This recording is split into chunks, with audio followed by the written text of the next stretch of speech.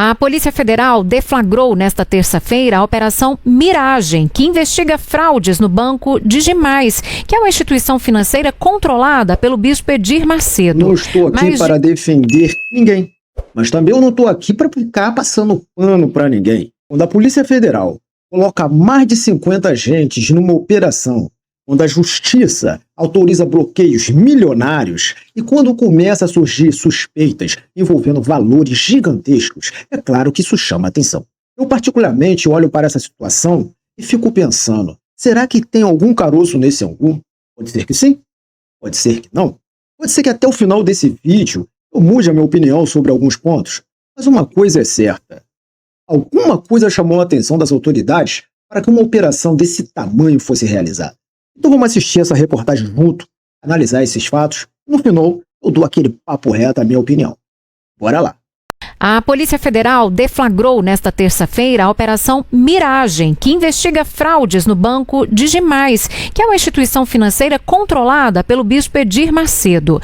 Mais de 50 agentes federais cumpriram mandados de busca e apreensão em São Paulo. A Justiça Federal Paulista também autorizou o bloqueio de bens e valores de até 670 milhões de reais e a quebra também de sigilo bancário e fiscal dos investigados. Essa investigação é baseada em relatórios do Banco Central que apontam manipulação de demonstrativos contábeis e também de registros regulatórios para ocultar a real situação financeira da instituição. Segundo a Polícia Federal, o esquema consistia em superavaliar ativos inseridos em fundos de investimento para inflar ali artificialmente o patrimônio do Digimais. Um fundo de direitos creditórios chegou a ter cotas avaliadas em 741 milhões de reais, quando o valor original de aquisição era de apenas 71 milhões. Os crimes investigados são de gestão fraudulenta, inserção de dados falsos em demonstrativos contábeis e também realização de operações de crédito proibidas.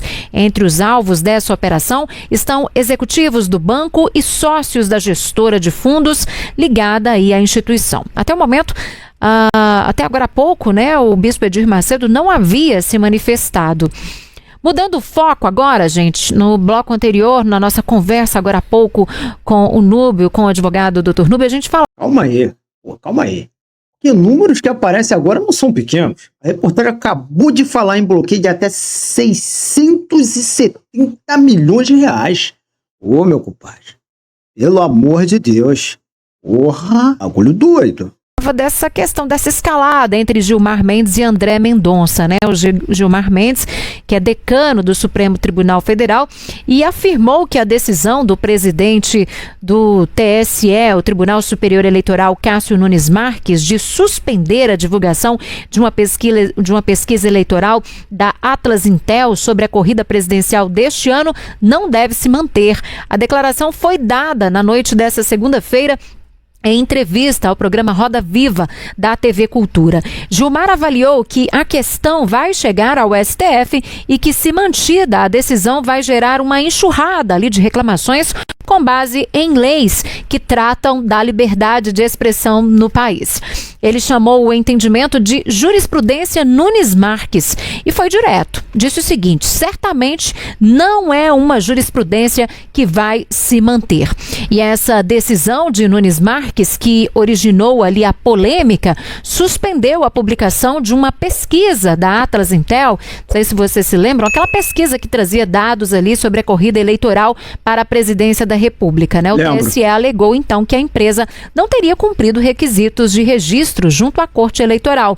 A Atlas Intel recorreu da decisão, o caso está em aberto no TSE e, de acordo com a avaliação de Gilmar Mendes, pode chegar ao Supremo. Cássio Nunes Marques não se manifestou publicamente sobre essas declarações do colega da Corte. E também no programa Roda Viva, Gilmar Mendes disparou críticas diretas ao colega André Mendonça pela condução do caso Master. Uma coisa é chamar a atenção, Essas divergências aí estão acontecendo publicamente, é uma discussão escondida, está todo mundo vendo. Agora, quando as autoridades de alto nível discordam uma das outras, a população inevitavelmente começa a questionar quem está certo e quem está errado. É o que eu acho. O decano do STF afirmou que Mendonça cometeu um erro crasso ao receber um advogado da defesa de Vorcaro para tratar ali de uma proposta de delação premiada. Segundo Gilmar, a lei é clara. A negociação de um acordo de colaboração é atribuição da Polícia Federal e do Ministério Público e não do relator do caso. O decano também alertou ali para o risco de nulidades no processo e fez comparações com a Operação Lava Jato. Para ele, as prisões preventivas dos investigados estariam sendo usadas como instrumento de pressão para forçar acordos. Mendonça já havia, inclusive, rebatido as críticas dentro do plenário da segunda turma do STF na semana passada. O ministro afirmou que não prende, para obter delações e negou ter participado ali de qualquer negociação. Ele disse... Caraca, mano. Tô percebendo uma paradinha aí nessa história? Prestando atenção? Às vezes o cidadão comum olha para uma notícia dessa aí e a gente fica pensando assim, cara, pelo amor de Deus, uma discussão jurídica. Mas não é não, cara. Essas decisões, elas acabam influenciando as investigações e os processos. É o que eu penso sobre isso. Ter recusado uma proposta de delação seletiva feita por um advogado, o que não deixa de esquentar o clima ali na Suprema Corte Brasileira, como a gente já falou por aqui, né, Ana? O doutor Danúbio chegou a comentar aqui da escalada no STF e o Gilmar Mendes colocando mais lenha na fogueira, né?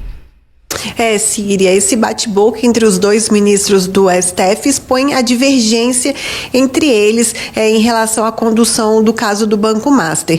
Exatamente. Mas algumas coisas devem mudar nos próximos meses, digamos assim, já que o nosso entrevistado até comentou um pouquinho sobre isso, que Gilmar Mendes, ele é atualmente o presidente da segunda turma, que é o colegiado que analisa todas as ações relativas ao caso do Banco Master. Em agosto, ele deixa essa presidência, o que pode fortalecer, de certa forma, André Mendonça. Quem assume é o ministro Luiz Fux. Agora, só para a gente também explicar um pouquinho para quem nos assiste, o ministro André Mendonça, ele não disse que ele negou essa proposta de delação premiada. Ele soltou uma nota na época, bem antes dessas propostas serem divulgadas, falando que ele não aceitaria num condicional ali, porque ele até enfatizou que ele só vai analisar essas propostas de delações depois que elas forem aceitas, pela Polícia Federal, pela Procuradoria-Geral, só depois que ele entra.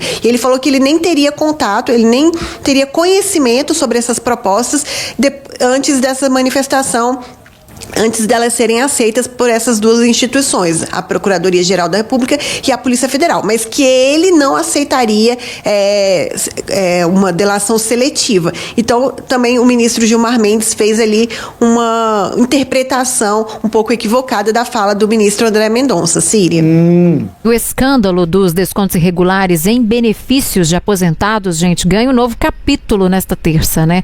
A Polícia Civil do Distrito Federal deflagrou uma outra operação que investiga um esquema de descontos associativos não autorizados em contas de aposentados e pensionistas do governo do Distrito Federal pelo Banco de Brasília, o BRB. 7 pessoas foram presas. Entre os detidos, 3 já haviam sido investigados pela Polícia Federal no escândalo do INSS, revelado no ano passado, né? O delegado responsável pelo caso confirmou que praticamente todos os presos têm passagens por crimes de natureza semelhante. Ana Paula, como que funcionava esse esquema, hein? Síria, esse esquema funcionava basicamente igual aquelas outras fraudes que foram detectadas pela Operação Sem Desconto da Polícia Federal, de descontos irregulares em aposentadorias e pensões do INSS entre 2019 e 2024. No caso do BRB, os funcionários em conluio, com essas associações, elas faziam descontos associativos nas aposentadorias sem autorização dos beneficiários. Eles pegavam ali ligações, transcrições falsas de telefonemas concorrentistas para provar essas cobranças. E esse prejuízo foi estimado, ele ultrapassa 5 milhões de reais, com mais de 3.500 beneficiários possivelmente lesados. Síria. Muito obrigada, Ana, pela participação. Como a Ana explicou, esse esquema funcionava ali com associações, né, que firmaram contratos com o BRB para realizar, portanto, esses descontos. Quero mostrar uma coisa para vocês antes de eu dar meu papo reto. Vamos ver aqui rapidinho. Banco Digimais reafirma o compromisso com a transparência após a operação da Polícia Federal. Vocês estão vendo que é o R7. R7 é o jornal da Record. Olha só isso que eles falaram. A instituição reitera seu compromisso com a transparência, a conformidade regulatória e a plena colaboração com as autoridades. Só isso. Não bota a história, não menciona o Edir Macedo. A Polícia Federal realizou nesta terça-feira uma operação de busca e apreensão na sede do Banco Digimais, em São Paulo. Ao todo foram cumpridos novos mandados. Segundo a investigação, a ação apura possíveis divergências em balanços financeiros da instituição. Ponto. Em nota, o Banco Digimais informou que permanece à disposição das autoridades para prestar qualquer esclarecimento, colaborar com apurações em curso. As instituições reafirmam seu compromisso com a transparência, conformidade regulatória em plena colaboração com as autoridades competentes. Aí bota aqui, né? Esse foi o R7. Vocês estão pegando a visão na história? Agora eu vou deixar um papo reto com vocês. Eu gosto de olhar para o conjunto da obra. E quando eu olho para tudo que apareceu nessa reportagem, eu vejo uma palavra se repetindo o tempo inteiro, parceiro. Confiança. Confiança no sistema financeiro, confiança nas instituições, confiança no judiciário, confiança nos órgãos responsáveis por fiscalizar tudo isso. Sinceramente, depois de assistir tudo isso, eu continuo com a mesma impressão que eu tinha lá no início do vídeo. Tem alguma coisa errada aí nessa história. Eu não estou dizendo que alguém foi condenado. Eu não estou dizendo que as investigações acabou. Eu não estou dizendo que todas as suspeitas foram confirmadas. Mas eu também não consigo olhar para uma operação desse tamanho e fingir que é uma coisa normal. Não tem como. Mais de 50 agentes, centenas de milhões de reais bloqueados, relatório do Banco Central, quebra de sigilo, investigação federal. Tudo isso junto não acontece porque alguém acordou de mau humor numa terça-feira. Existe alguma razão para tudo isso. E isso está acontecendo exatamente por isso. E eu acredito que essa investigação precisa e tem que ir até o fim. Se não houver irregularidade, tá beleza, tá ótimo. Que tudo seja esclarecido. Agora, se houver algo errado, parceiro, a população merece saber. Porque no final das contas, nós estamos falando de dinheiro, nós estamos falando de confiança, nós estamos falando de instituições que afetam milhões de brasileiros. Mas isso é apenas a minha opinião. Essa é a opinião que eu tenho. Você acha que existe realmente um caroço nesse angu? Ou acredita que tudo isso vai terminar sem grandes consequências? Eu quero que vocês comentem aqui embaixo. Eu quero ler a sua opinião. Se gostou desse vídeo, deixa o teu like, se inscreva no canal, tá ligado? Porque vocês sabem que aqui é Fábio Odara e o papo é reto. Um grande abraço.